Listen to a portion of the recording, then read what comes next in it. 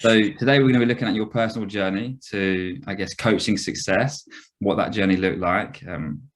Just for a bit of context for anyone listening, you and I obviously know each other, one from being colleagues at Animas, but two, you trained me on a couple of the modules back in the day. I think presence and foundations. I absolutely loved it. I got to say, I really loved being in the training room with you. There was one moment that I still remember from the training room is when you turned around and you said, "What does anyone actually know?" And it just pierced my brain and my soul at the same time. I remember thinking, wow, this is amazing. I love being in this room, having these types of conversations. And that was one of my standout memories actually from the training.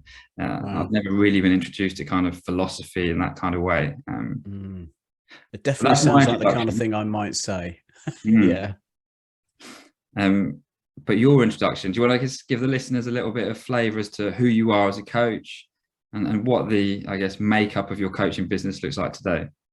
Yeah, sure. Who am I as a coach? I mean, that's always an interesting question. I think, what might come out of today's chat is that it's like, well, I'm me. I don't really have a greater definition than that. Niching is never something I've done specifically or looked to do or sought out. And so I have a private one-to-one coaching practice. I don't work with that many people. I work with whoever comes along and find that we can work together. So I might have 3 or 4 clients at any one time. I qualified as a supervisor as well with the ICCS sister school. So I do some supervision work. I also do some mentor coaching, helping people along the way to credentialing with the ICF and supporting them in their professional journeys. And that's group and individual work. And then, of course, I'm a trainer with Animas and have been since 2016. So I will have met you, I can't remember what year it was, but along the way on that journey. And I'm still with the team now and very much enjoying that work. And I'm also doing some work with 1 or 2 other companies as well. And in the training room, in fact, I'm going to be in a live in-person workshop over 2 days at the end of this week for Ivy House. So that's really exciting. I can't wait. It's like the first time I've been in a physical training room since the pre-pandemic, and it's I'm really looking forward to that. So that's going to be fun. So yeah, I've got a mixed bag of a career, really, a portfolio career. I would say that my main work is my training and facilitation. And I do one-to-one work often as a spin-off of that, or with individuals who come to find me. It's a great mix. I'm certainly not busy all the time.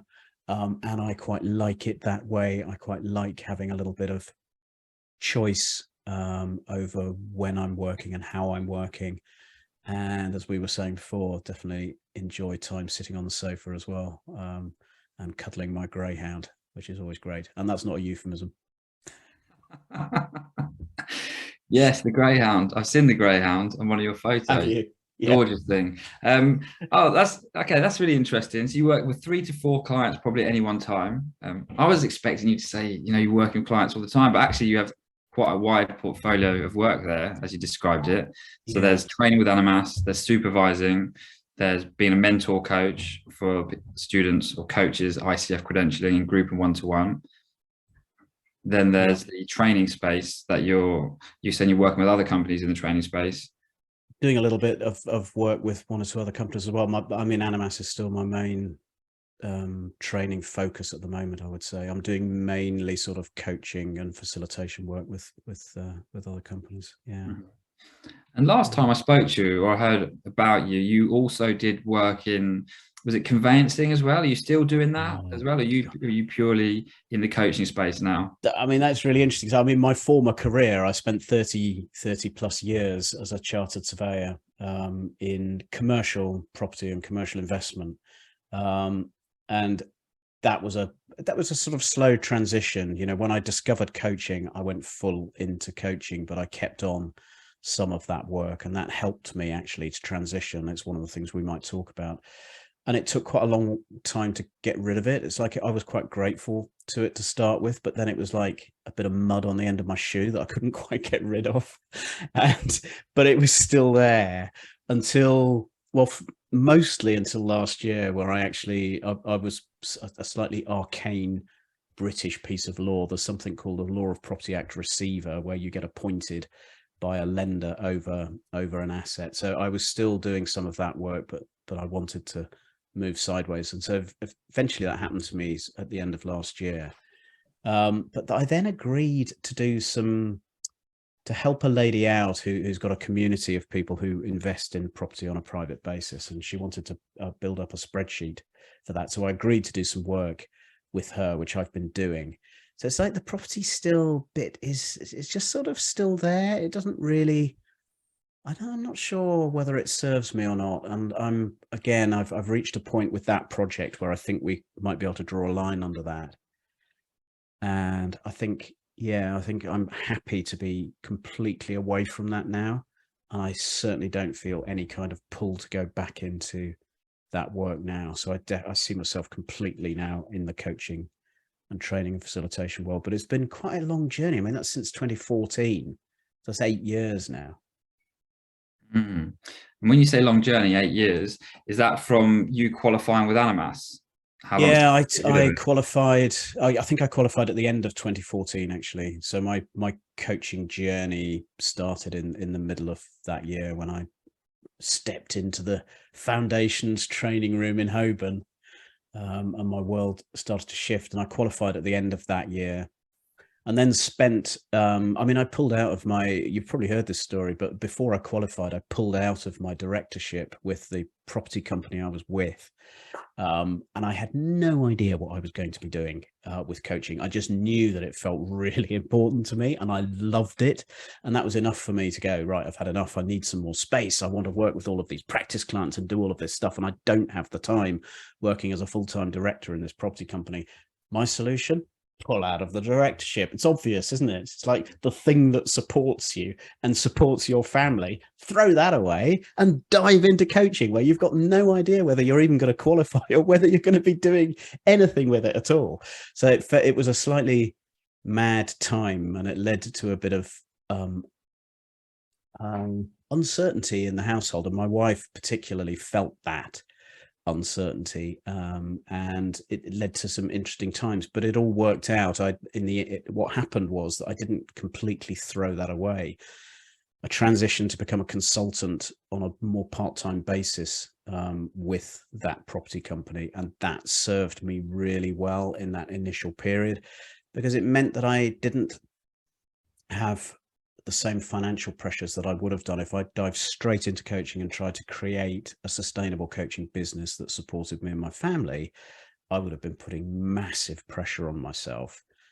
And I was able not to do that, in particularly the first 12 to 18 months.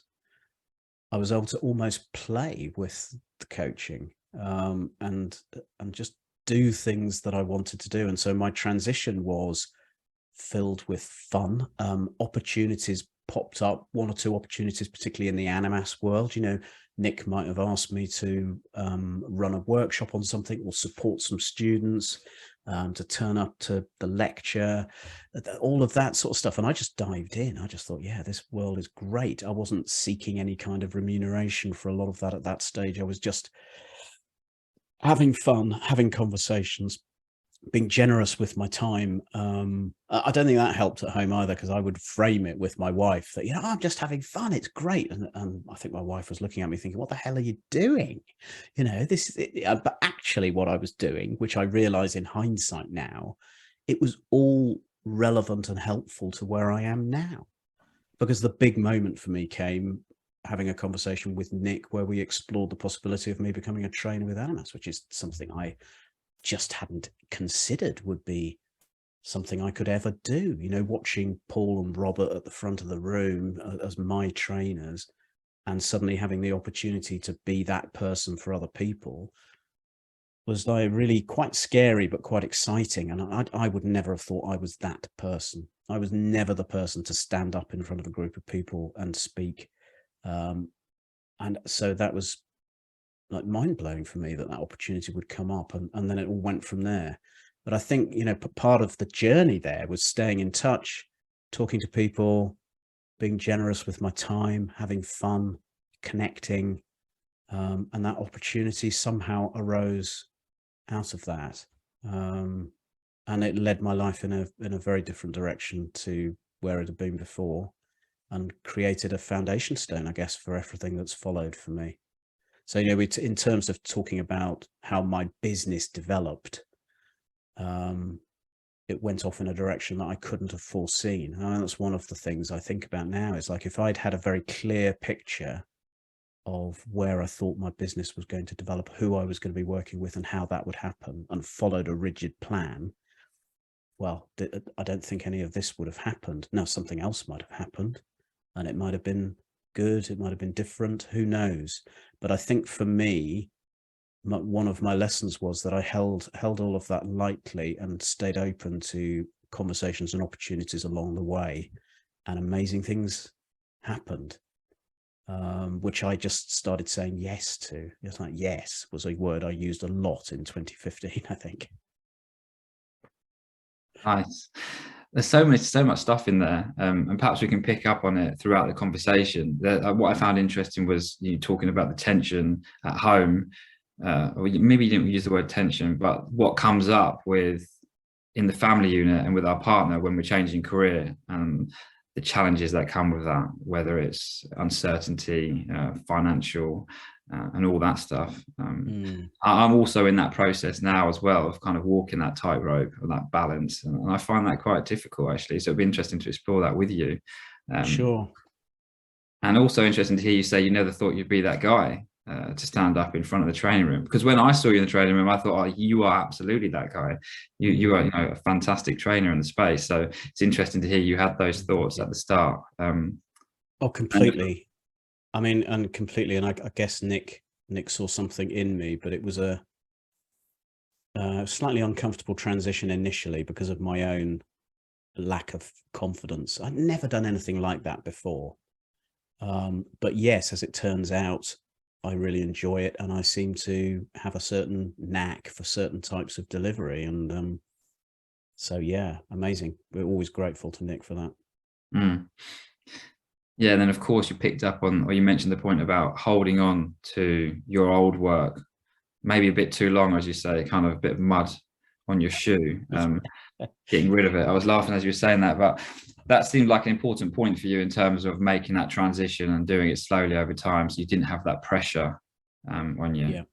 Yeah, completely. And I think one of the dangers, in fact, it did happen to a certain extent, but one of the dangers for me would have been that I might have been tempted to go back into the property world at some point and give up on the coaching dream if I hadn't been able to, you know, support the family in the way that I wanted to, and then start worrying about the future. I think that was, looking back, that was probably a realistic possibility for me, which I would never have wanted to do, but might have ended up feeling that I had to. And so that drift back into that world didn't happen for me, because I managed to find a way to transition a little bit more gently into the new world. So before we kind of dive into all of that, what would be nice is just to go back a few steps, just a bit of context. What motivated you to get into coaching in the first place? So you were a conveyancer, directorship, and then you trained as a coach in 2014. What happened?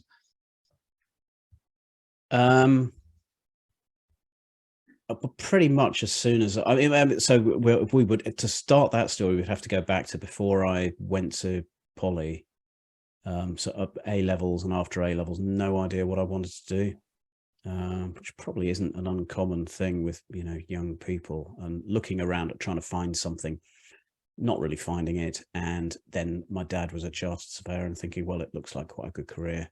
Why don't I do that? Did a land management degree at Leicester Poly.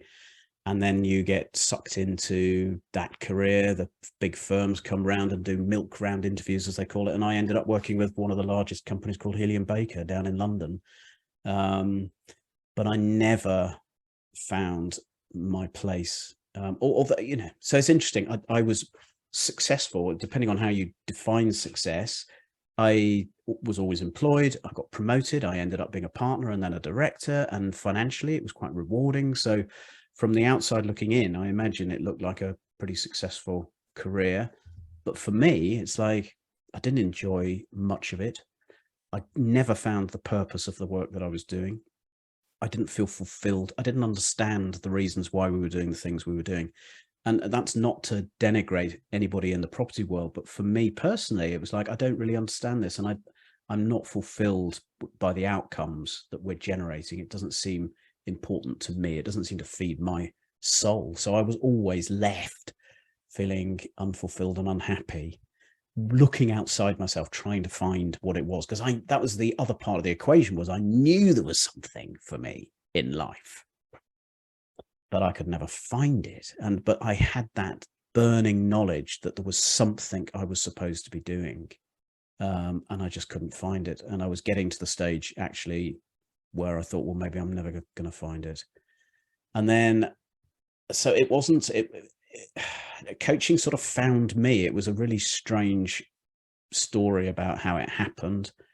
And I discovered this thing called coaching. I discovered Animas, and I just was so ready for change and so ready for this thing. So one of the things that happened was I used to always, if people said, well, if you're not going to do surveying, what do you want to do?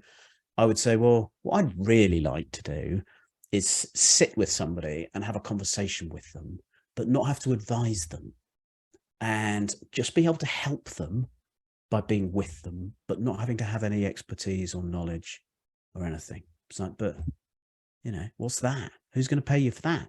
And then I discovered this thing called coaching, which in essence is like that. It's like, it's you and another person, and you're doing your best to help them in any way you can, but you're not the expert in the space, and you're using more of yourself, or that's how it works for me. It seems there's something in me that is able to help people to unlock what's inside them to help themselves. That's when I'm most useful, not when I'm trying to pretend that I know something and I always hated that. I always had imposter syndrome around my knowledge in the property world, around what do I really know. And I think that was fed by the fact that I just didn't find it stimulating or important enough. The important bits for me were always in a meeting. It was like the first 5-10 minutes of a meeting, talking to people, getting to know them, finding out what they've been up to. And then it's like, oh God, I suppose we've got to do the meeting now. And that's the bit that I just didn't enjoy. So yeah, spent 30 years and then found this thing called coaching. And it was like a champagne cork flying out the bottle for me. It was like, so there was no choice. There was no me going, oh, should I do this thing? Should I not? It's like, I'm all in. I am so ready for this. I'm so excited by what it stands for and what it means. I have no idea what's going to happen, but I'm all in. So that is what happened to me. Yeah, and the backstory is quite interesting to it, but in essence, it found me, and I just dived in.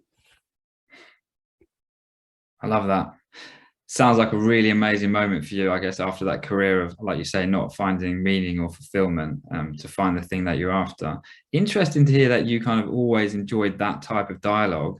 So I think most coaches really love being in dialogue with people, but to actually, did you actively think that at the time that I really want, or you just knew you wanted to be in dialogue? Yeah, it feels to me like it's mostly looking back that it's now, well, it's bloody obvious, isn't it, that I'm a coach now. At the time, and really interesting that I probably downplayed those soft skills that I had. I look back, it's like team building, team motivation, and working with people I liked working with were really important to me.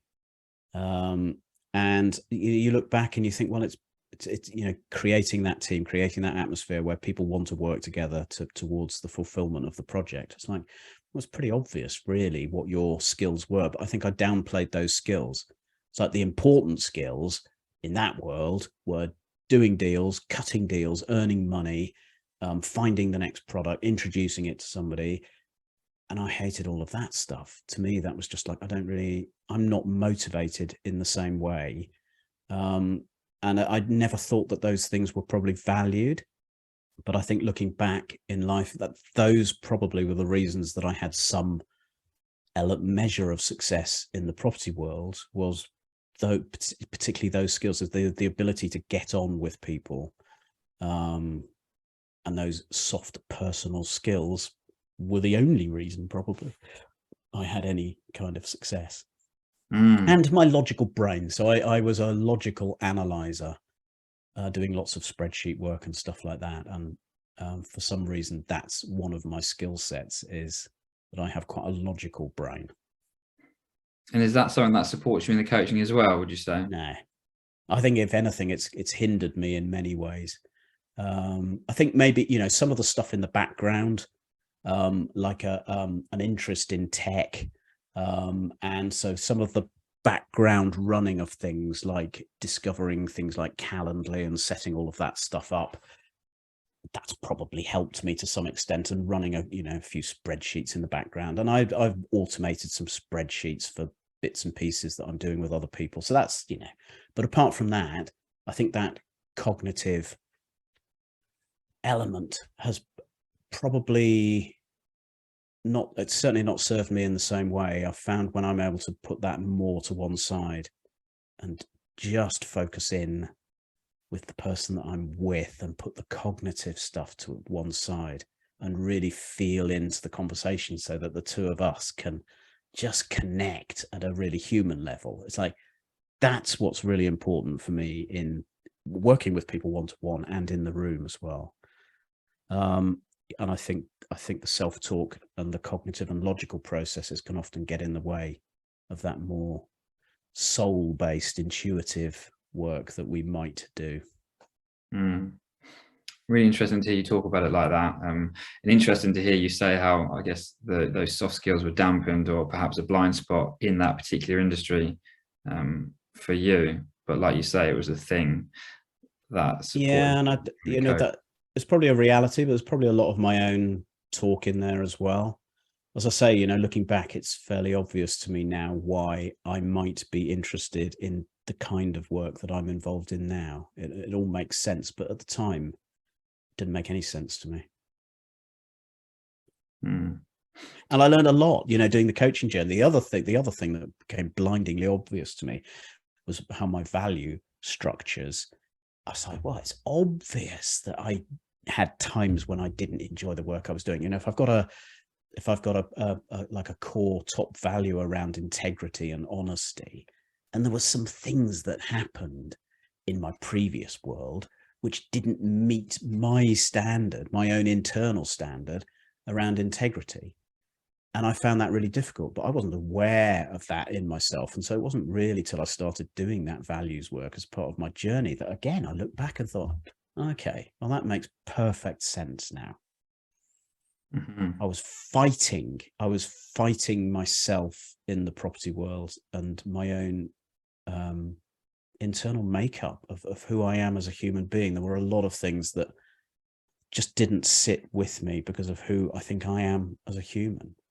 I mean, really, it's bizarre, isn't it? I end up in quite a cutthroat, in some ways, agency world, buying and selling, and analyzing shopping centers.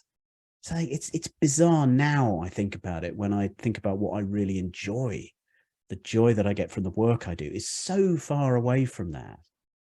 So how did I end up there? Like a really interesting thing to think about. It's like, what was it I didn't believe about myself or didn't understand about myself in those early years that led me to go where I went? Then you can talk about regret. It's like, do I regret any of that? It's like, I try not to regret things. It's like, what's the point? What's the point of regretting? And actually, one of the things that work did, I mean, I worked very hard when I was chartered surveyor. There were times when I was working very long hours under stress, but it gave me a financial base. And to a certain extent, again, it's allowed me to grow into this coaching role and not have like any immediate financial concern. So I'm grateful for that. And it feels like that hard work in some ways paid off. So then you've got you often hear messages, don't you? It's like, find what you love and you'll never work another day. And I feel like I'm sort of in that space now at the moment. I genuinely love what I do. So most of the time it doesn't feel like work,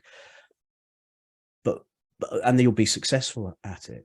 But it's like, I was quite successful financially in a career where it was the opposite, where I had to work really hard and it felt like hard work and not enjoyable.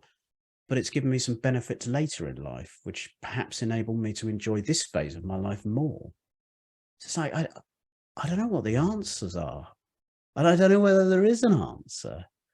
It's like, because people might encourage you. Well, no, don't. If you find you're not enjoying your job, then you're not in the right place and you need to find somewhere where that's right. And in an ideal world, maybe, but maybe there's a benefit to committing and working hard at some stage here until you find your way. But might that give you some other rewards? I don't know, Brinsley. I don't know. I feel like I'm waffling now as well. Does any of that make any sense? Yeah, it does. It does. I think you were exploring whether it was a regret of yours to do that job and for perhaps as long as you did it for. But like you say, it led you to where you are now. And there's an interesting study that Mo Gaudet did, who does this happiness study. He did an interview recently on Diary of a CEO, and he interviewed everyone about their past. They could erase anything from their past, trauma, events they didn't want to happen. But as a result of that, you would erase everyone you met off the back of it, everything you learned off the back of it, and every decision that came off the back of it. About 99% of people said no, they wouldn't erase it. Right. And I think that's the conclusion I've come to. It's like, yeah, if I'd known more about myself back then, I would definitely have I might have gone down like a psychological route in my training and my degree and stuff like that. If I did a degree, I wouldn't have met my wife. I wouldn't have any of this now. It's like, well, it would be a different life and I wouldn't have known. But from the position I'm in now, no, I wouldn't change any of that. Yeah, because ultimately it's led you here, hasn't it? One way or another. It's led me here. And the other thing I think is, well, thank God that I did find that thing that has given me this purpose and feeling of fulfillment and joy in my life. It's like, I feel now that whatever might be ahead, and there might be great things ahead, that at least if I died today, I'd be able to say, well, thank God I've found some element of peace in myself because I feel like I'm doing work that's meaningful for me and enjoyable. Whereas I think I might have had some regrets if I was still in the property world. There might well have been some regrets around, I just never found that thing. And I don't feel my life has stood for much. Yeah, it's almost like a legacy, isn't it? I guess, for some of us, the work we do, and the intrinsic value we take from it. So nice to hear you talk about it. You're clearly really positive about coaching and where you are right now. And it sounds like an amazing, I guess, portfolio career that works for you, like you say. Looking forward, and picking up on some of those strands that we spoke about of, I guess, building a coaching business. One of the things that came up was the tension at home and the uncertainty. You said you and your partner. Can you tell us a little bit about that? What's it like? What would you like to know? What was it like? Challenging for both of us, I would say.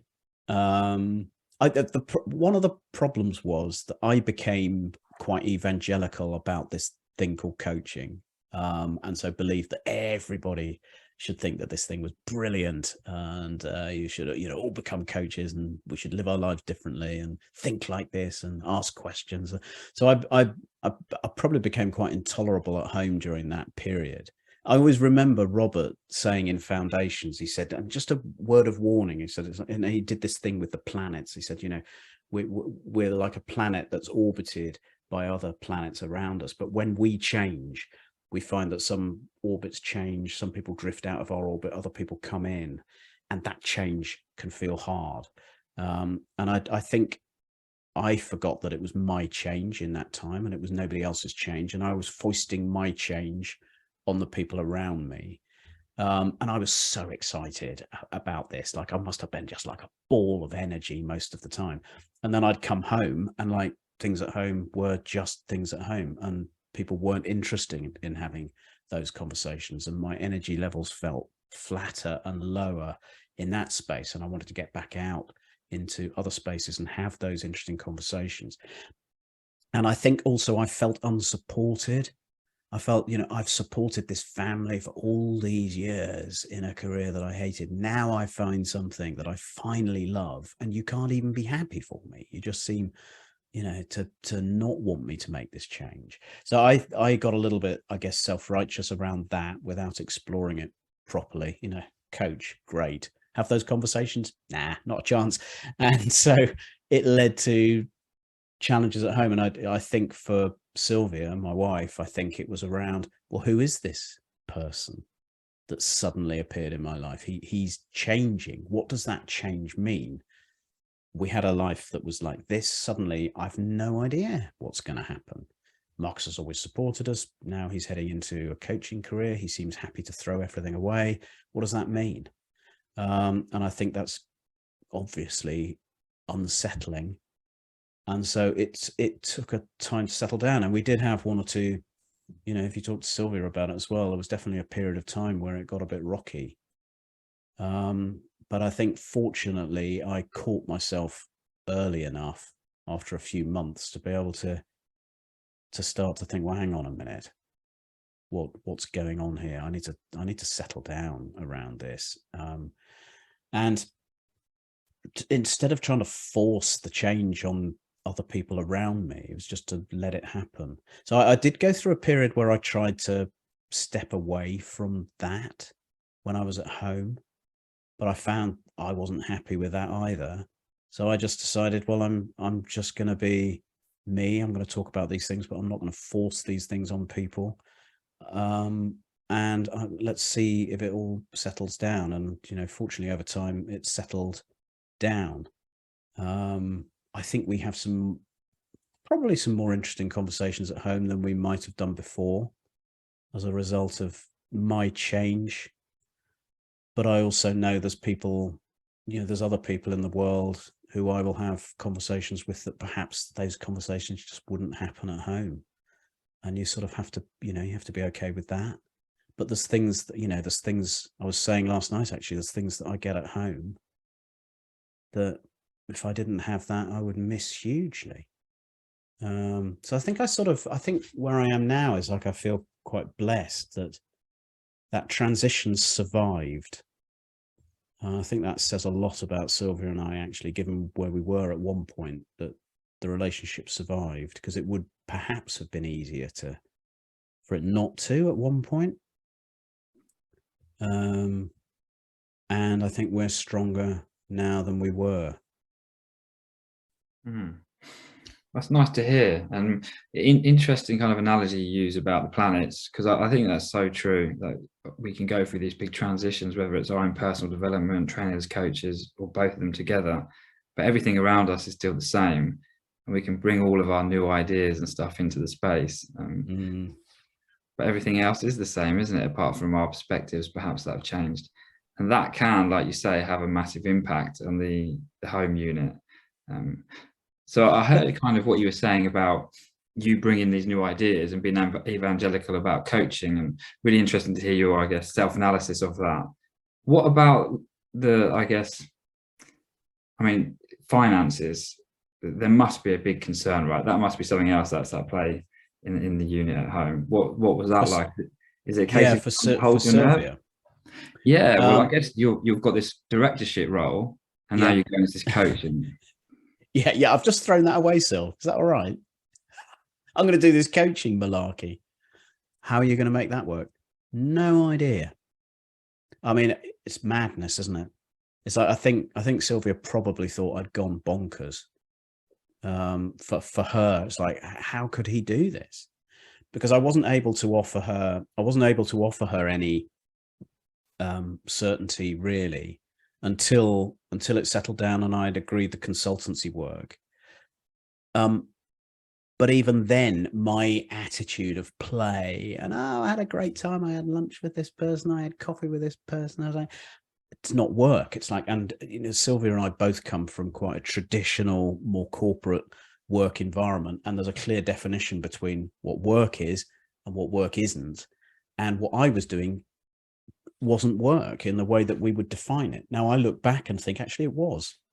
because it's led me to here now, but I wasn't able to communicate that to Sylvia because I didn't understand it myself. And I think, you know, looking back, if I'd been able to say to Sylvia, look, I understand that this might feel difficult and we're definitely transitioning, but it's never my intent that I'm going to throw everything away. I'm still here. I'm still here to support you, and I'm going to find a way to make this work, and it will work. I can't tell you how that's going to happen at the moment, but what I'm doing at the moment is this. Then the whole thing might have been easier. But I was so, you know, like, oh, I've worked for 30 years, nose to the grindstone. I found this thing. I don't care what other people think. I'm just going to throw it away and I'm going to do this. And everybody should support me. Yeah. Yeah. News flash. Not everybody thought that was such a good idea. And I think, yeah, perhaps if we were speaking to Sylvia now, I think the financial thing would have been front and foremost in her mind. Yeah. But it worked. I mean, that's the other thing. It's like, because from my perspective, I used to say, well, when have I ever not supported you? But that's not a helpful thing to say. It's like, it was almost like, well, even if I don't earn any money, I deserve this time now where I'm not earning money. That's not really a helpful energy to bring to a long-term rational discussion around finances, I don't think. So looking back, I can completely understand where Sylvia came from. But from her side as well, there was an understanding that came with, all I needed was an arm around my shoulder and somebody to say, look, it's going to be okay. Whatever happens, I'm with you and we'll make this work. And so I think Sylvia learned something there, that she wasn't able to provide me with that. So if there'd been more communication between us and a greater understanding between us, all of that might have happened. But she wasn't able to do that for me because I was like pushing her away almost with my energy. Hindsight's a wonderful thing, eh? Yeah, absolutely. But, and, you know, again, it's like, I don't really regret any of that. It was like one of the best times of my life. It was like, I was so full of energy. I might do things differently in hindsight, but I wouldn't have wanted to get rid of that energy. It was just so exciting. So at the time, it doesn't sound like you had any doubts. It wasn't a case of you having to hold your nerve. It was actually like, I'm doing this. I'm fully in, fully committed. I'm going to be generous with my time. I'm going to go for coffees here, offer free things there. And like you say, looking back, it was actually work. You were building something, a network of relationships, whatever that might be. Yeah. Yeah. But it wasn't a strategy. And so, you know, that's why I'm no good as a business advisor for anybody else. And it's like, if people ask me what I did, it's like, well, this is how it worked for me. I don't know how helpful that is for you. I think one of, you know, because I think it can be really helpful to have a strategy and a clear vision about where you're going and what you might do and all of that. It's just not how it worked for me. And so I think one of the things I can show people is that there are different ways to build businesses up and to build revenues and sustainable work. It doesn't have to be the 10-point plan to success. It can be, but there's lots of different ways that it might happen. And for me, it's been more of an emergent journey of, I've been lucky, haven't I? I've been a trainer at Animas, so that has brought me into contact with lots of people, given me a certain profile. And without actively marketing myself as a coach, apart from having a, you know, website, I don't actively market myself, and my work has sort of organically grown as a result of that, and as a result of who I am and who people experience me as in the room. And I you know, so it's not a helpful business strategy when somebody's looking for clear messages about what to do. But I think all I can say is there are different ways of doing things. Don't forget that you're a human being, and that the reason people are going to come to work with you is because of who you are fundamentally, as well as what you can do. And that's an important piece of the puzzle. How can you, somebody said to me once, I might have even mentioned this, I often do in foundations, but it's like this strategy of going out and finding clients, and this idea that I've got to go out and find the people who are going to work with me and pull them in to work with me. Actually, they're already there. Those people already exist. And once they see you and understand who you are and how working with you might help, they'll come. And, you know, slightly bizarrely, that has always been the way that it's worked for me. People have found me when they've become aware of me, and that's been enough for me. It might not be enough for other people. It's not a funnel of work, and it's not creating a constant, more certain stream of revenue, but I've been okay with that. It's worked for me. Yeah, I'm glad you got onto that topic, because it was something that I thought was interesting about you and your practice. That what I know of you anyway is that, like you say, you don't niche. And when I ask you to describe yourself as a coach, you go, well, I'm just me. And you don't really do social media, which is something I knew about you before. And that's the way you've done it. And it's really, I think it's really refreshing to find that out, because there's a lot of people that think, like you say, there needs to be a strategy, this and that. And it doesn't have to be like that. There are other ways of doing it, right? There are other ways of doing it. And I think, you know, it partly depends. What is it you're looking for? What are you hoping to create? And what's okay for you and what isn't? And, you know, partly, I guess, you know, I'm also able to say, well, I'm not relying just on finding coaching clients to work with. I'm also working as a trainer and a facilitator. And I've got my mentor coaching group that I run with Natasha and Emily, and that's nice work. So that I've got little irons in fires that help support me, so that my one-to-one coaching isn't a primary focus for me. And you know, that's, again, it's just part of my lifestyle. So I guess for that reason, it makes it less, what's the word? Like less of a burning need to have people working with me in that way. I really enjoy that, but there are other pieces of work I do which, when all of that comes together, it supports me. But I didn't go out to find my training work either. You know, I guess if you analyze that, it's like Nick observed me and saw something in me that he felt could help his team. So maybe I've just been lucky along the way. Yeah, or you've just been you, like you say, and through being you, the opportunities have come up where they needed to. And like you say, also, you're not reliant on one-to-one coaching. And there are a lot of people that train as coaches who might see themselves as going on to be a one-to-one coach, and that might not actually be what it looks like. And I'm wondering, is that actually you? Were you thinking, right, I'm going to be one-to-one coach with clients? You weren't thinking about the supervision, the mentoring, and the training? No, definitely not. Definitely not that at that stage. I think when I entered coaching right at the start with the training, I didn't really have any clear idea. And I think a lot of us at that stage, you know, one-to-one coaching is the thing that you talk about most. And so I definitely had that in mind. But I remember leaving the training room for the last time after there were only 4 modules in those days, and standing on the pavement outside, and, you know, at that stage thinking, shit, you know, I've thrown in my directorship here. This is it now.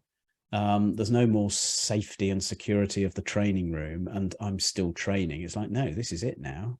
What are you going to be doing? And so I reframed that question in my mind, literally standing on the pavement in Holborn thinking, so what could you see yourself doing in 12 months' time? Having done a bit of visualization probably in that module at some point, or the previous one. And it was really funny, the things that came into my mind, and they were visions. So I could definitely see myself working one-to-one with people. I saw myself standing on a stage talking to people. I could see myself writing as well. And I have to say, I did also have I didn't see myself, but I had a view of a training room in front of me like that. And it was a bit of a surprise to me, but there was something about, oh, yeah, I could imagine myself standing in that position. But I sort of acknowledged those as possibilities and then let them go. So I never went after any of those things, but I think because they've been in my mind, maybe that informed some of the conversations I might have had with people. It certainly certainly allowed me perhaps to be a little bit more open to what people were talking about, and if an opportunity was there. And within 12 months, maybe 15 months, all of that had happened. You know, I'd stood up at one of the Animas, I'd been invited on an Animas summit, and I found myself standing on stage with a view very similar to the vision I'd had. It's like, bloody hell, what am I doing here? At one of the Animas lectures, Priya invited me to write an article for her magazine, which then got published in a book.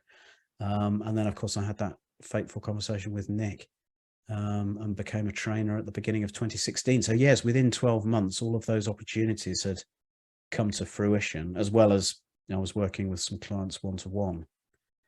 So again, that's, you know, I can't put that down as a strategy, can I? I was go and stand in your garden, have a vision about what you want to do, and then just let it go and see what happens. It's like most people are going to be, I'm not sure that's enough for me. I need something a bit more concrete. But that's how it happened for me. Well, interesting, very interesting to hear you kind of relay that about, I guess, the visualizations and stands on that pavement. And thank you for, I guess, going through the timeline as well, because it was something I was curious about. In that timeline, you mentioned leaving the directorship, but then you also came back to it. So you trained in 2014. A lot of things happened for you over that next 12 months. You became a trainer, working one-to-one with clients. When did you decide to go back to that type of work to sustain your coaching work, as you say? So it sort of, it didn't quite happen like that. It was again, all of that opportunity was being discussed during 2014 and before the end. So I can remember reaching in my mind that moment, right, I need to change something. Coaching is really important to me. I'm you know, working all day, and then I'm going out in the evenings to do my coaching, and I'm never at home, and this isn't working. So something has to give. So I took my main partner out for lunch, and this first time I explained to him what I was doing. And I said to him, something's got to change, really. And my red line, so I had a very clear red line in mind. If we can't agree something around this, I will leave. It feels that important to me. And he was very receptive to it all, but he said, but us here at this company, it's all fair acre or it's no fair acre. So if I say that to you, what would it be? And I said, well, it would be no fair acre. So I had that clarity in my mind, however bonkers it sounded at the time. But what that clarity meant was that my partner then said, well, look, why don't we go away over the weekend, have a think about this, and come back and let's talk about it again on Monday. And over the weekend, he thought, I don't know what he thought, but he came back on the Monday and said, look, I think we could make this work. I think you would resign your directorship and become a consultant, and we give you specific projects to work on. And I initially went down to 4 days a week and then 3 days a week in that 12 months following. So it happened fairly quickly, I suppose. It wasn't a drawn out process, and it was one of the possibilities that could happen. I'm extremely grateful that it did.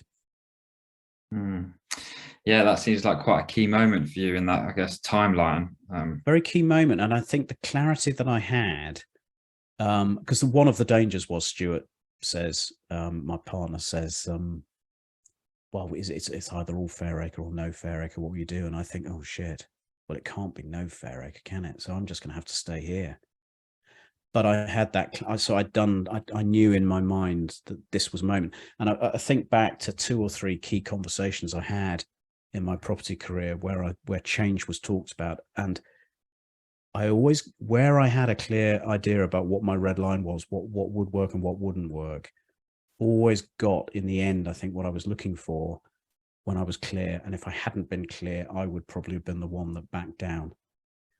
And so there was something really important for me in life. It's like, what are your red lines? What are your boundaries? What won't you cross? And be confident, stick with it. Because if you're talking to people who value you and don't want to lose you, then there's always going to be a way, there's always going to be a compromise there and a way of making this work. At least that's how it seemed to me. Yeah, as you were saying that, I was thinking about boundaries and how it sounds like you came to a conclusion or a way of being where you were clear, like you say, and you created these boundaries to enable you to build what you built. And then as time's gone over, the boundaries have come closer and closer around your coaching practice. And like you say, the conveyances away. Yeah. Yeah. And you know, that again, understanding what's important to me in the coaching and the training world, it's an ongoing journey, isn't it? But I think I've become clearer about what works for me and what doesn't work for me. I feel better able to stand up for myself now than I used to be, and to make quicker decisions about what works and what doesn't than I used to. Because after all, I spent 30 years in a career that I didn't enjoy. So it took me quite a long time to make a fundamental change out of that. I Mm. feel now that wouldn't be the case with me now. I think I know myself a lot better. Never Okay. say never, though. It's always possible, isn't it? I It get is. trapped in something that I hate. I But I guess hope not. the coach training supported you in doing that, right, as well. Yeah, absolutely. Absolutely. Mhm. How Mm. long have you got, Marcus, time-wise, just so I can check in with you, just so I know Yeah, when. no, I'm good for a little bit longer. Okay. Yeah. Yeah. Yeah, because there's a few things that I kind of wanted just to explore with you. So I've got the timeline. It sounds like a really interesting journey and kind of unique in some ways.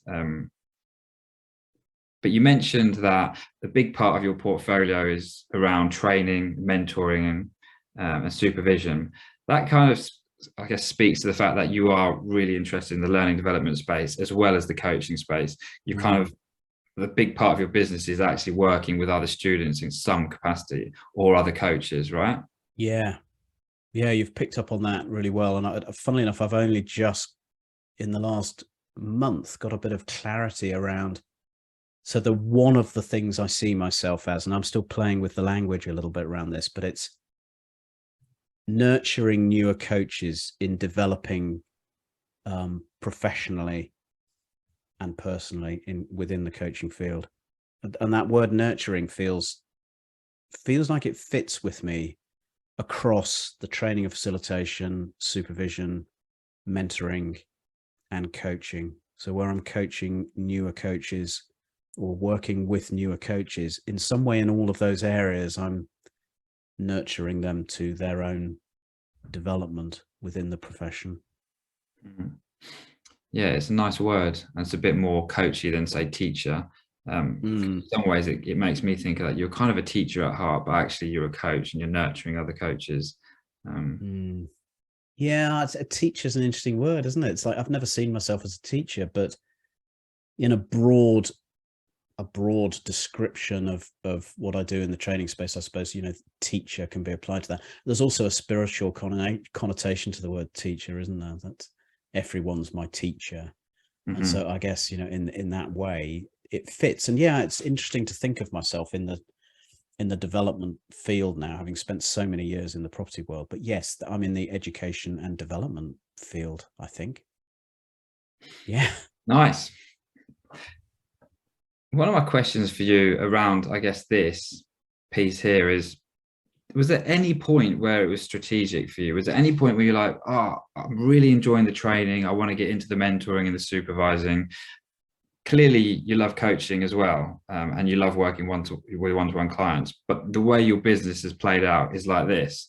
Was there any point at that where you're like, this is where I'm kind of leaning, so I'm going to pay attention to this? Yeah, there have been various points along the way. And I'm trying to think back when, you know, when was it that I really started to shift my like my own understanding of my identity more into the facilitation group work than like one-to-one coaching. And it was probably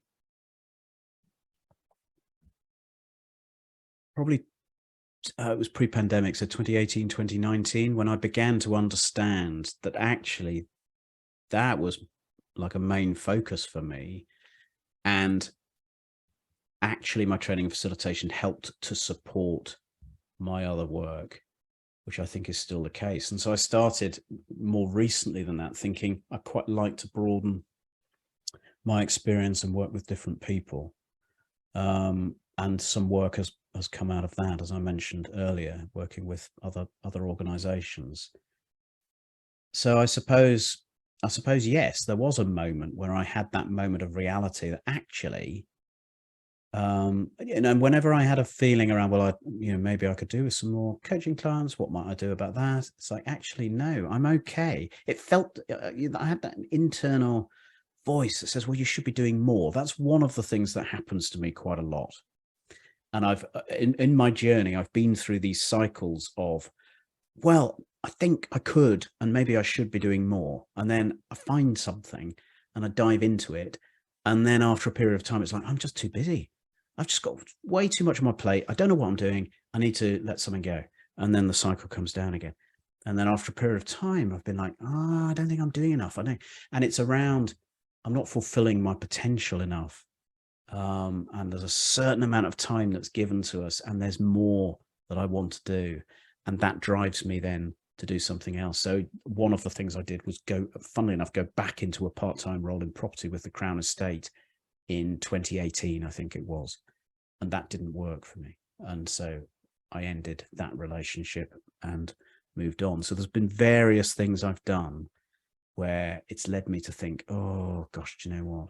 I'm not sure that this is right for me. I've rambled off again, haven't I? It's like, but yes, there was a key moment in all of that where I understood that it's okay for the training and the facilitation to be your thing. And I think up to then, my mind had not thought that was going to be the case. So I was like, oh, okay, well, it's all right doing this training stuff, but I'm still wanting to do the one-to-one coaching. And it was like a shift in understanding that actually, no, hang on a minute. This is the piece that feeds everything else. And it's the bit you really enjoy.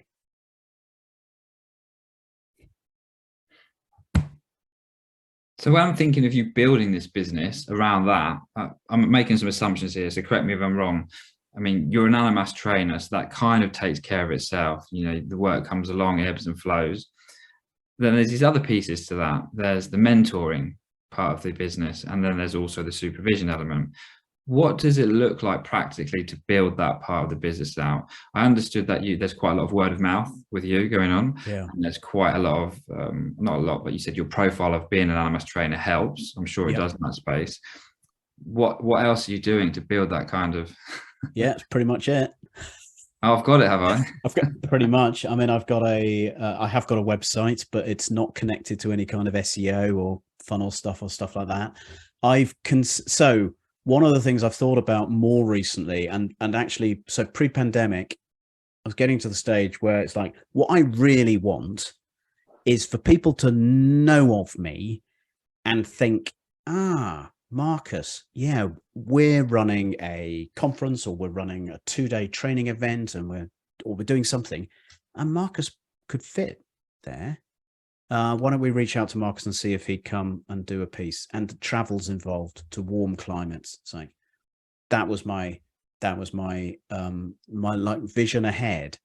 And I'd done some traveling with Animas. I've gone to Berlin quite regularly to train in Berlin's Animas Centre out there. So I'd done quite a lot of that travel and really enjoyed it, and thought, yeah, you know, my dream to get invited to do an hour's talk on stage or something in San Diego, and then have like a week in San Diego paid off the back of like a travel to do something like that. It's like, oh yes, I can see myself doing that. Then the pandemic comes along, and all of that sort of just gets knocked on the head realistically for a period of time. And I'm just sort of starting to revisit that in my mind, that vision about what might that look like. So, and I can see a role for a slightly more, it's like, for me, it's like, well, I think my profile, how are people going to know? It's like, if I want people to reach out to me and invite me to do some of these things, well, who are they going to be, and how are they going to know about me, unless they're part of the Animas community? But I think I need a wider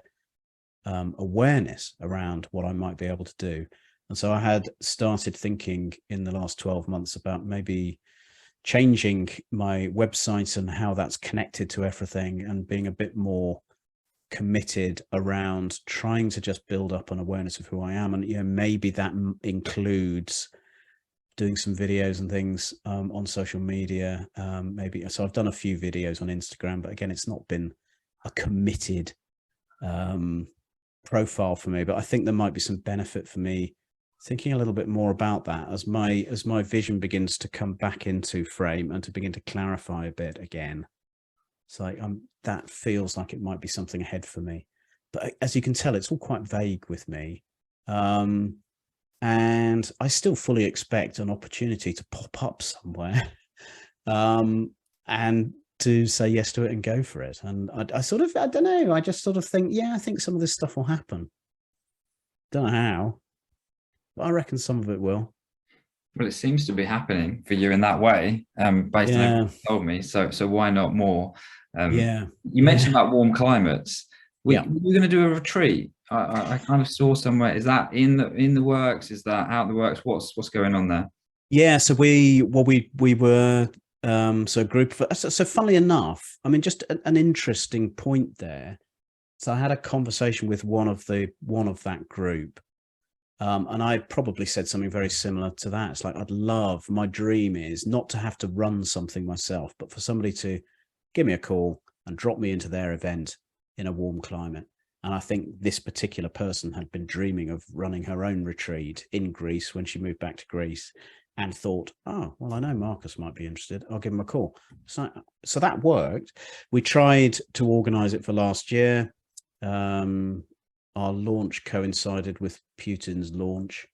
So that sort of just slowed things down, and it felt not quite the right time for us when we were going to do it in June. So I kept saying to the group, look, whatever happens, I'm going.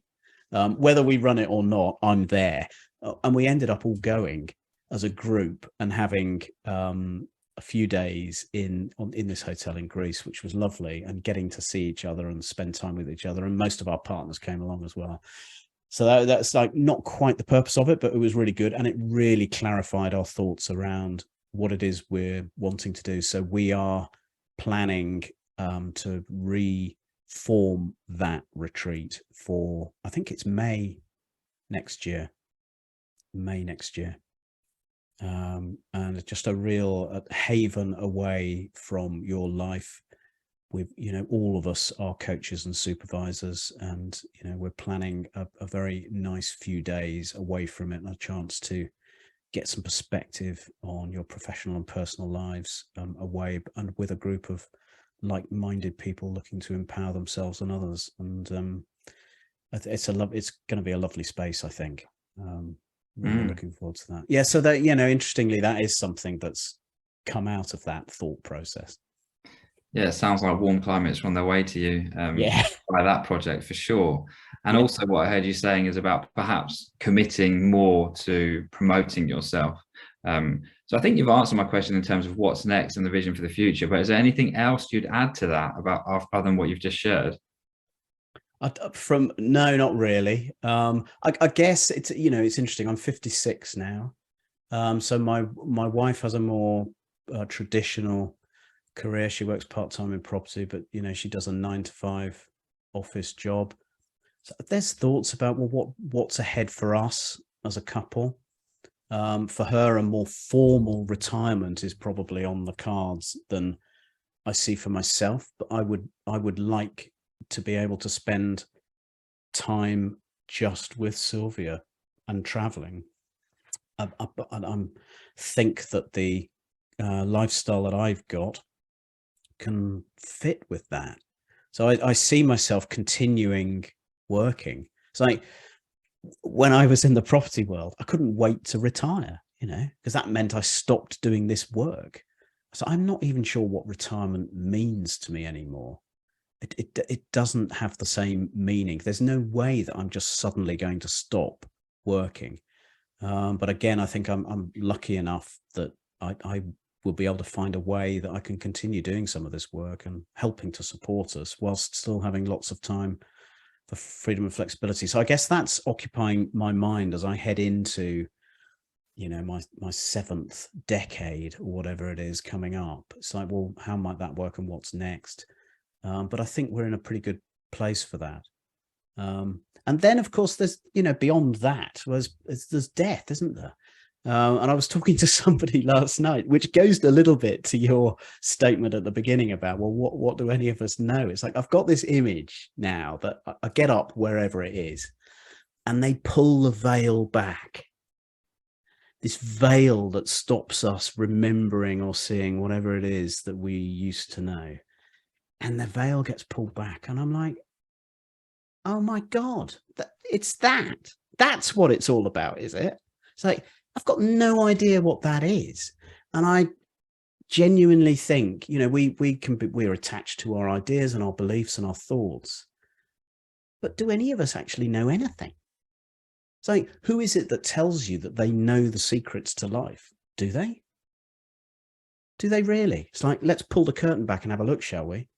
And I think that keeps me humble. I don't know. So in those moments where I find myself like attached to certainty and getting into some kind of debate with somebody about what the truth of something is, it's like, I always think, yeah, but we're going to pull the curtain back and find that, actually we're living in a virtual reality world in a gaming arcade in some other universe. Like, well, yeah, I would never have guessed that. So it sort of keeps me humble as to what the hell might be going on. I don't really know. Interesting thoughts that you're having there about the future, the career, retirement, death, perhaps, and like you say, what's behind the curtain.